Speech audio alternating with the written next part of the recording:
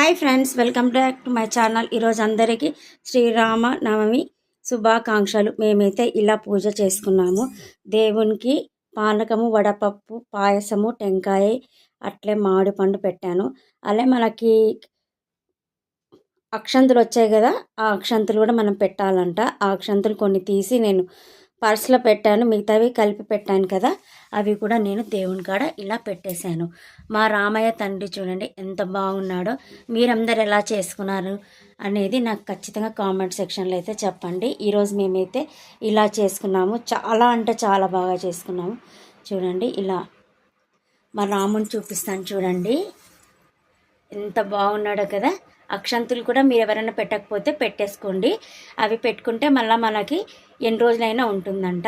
ఈ చిన్న వ్లాగ్ మీతో షేర్ చేద్దామని షేర్ చేస్తున్నా. మరొకసారి అందరికీ శుభాకాంక్షలు. Bye friends.